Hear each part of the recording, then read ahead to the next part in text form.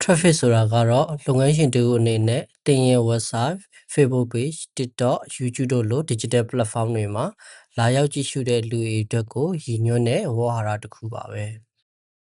Traffic မရှိဘူးဆိုတာကရောင်းအားမရှိဘူးဆိုတာနဲ့တူတယ်လို့ဆိုလို့ရပါတယ်။ဒါကြောင့်လူအများရဲ့အာရုံစိုက်မှုကိုရရှိနိုင်မှုအတွက်အရေးသွေးမြင့် content တွေကိုဖန်တီးပြီးကြည့်ရှုသူများလာအောင်အထူးအရေးထားဖို့လိုပါတယ်။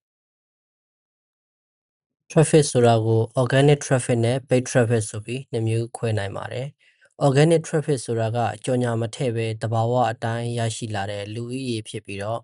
paid traffic ဆိုတာကတော့ Facebook ADS, Google ADS တို့လိုကြော်ညာတွေထည့်သွင်းပြီးမှရလာတဲ့ traffic ကိုဆိုလိုတာဖြစ်ပါတယ်။ Traffic များလာတာနဲ့အမျှလုပ်ငန်းရဲ့အယောင်းမြင့်တင်မှု brand awareness တိုးတက်လာမှုနဲ့အတူ online ပေါ်မှာလုပ်ငန်းတည်တတ်မှုလည်းပိုမိုခိုင်မာလာပါတယ်။ဒါကြောင့် traffic ဆိုတာဟာ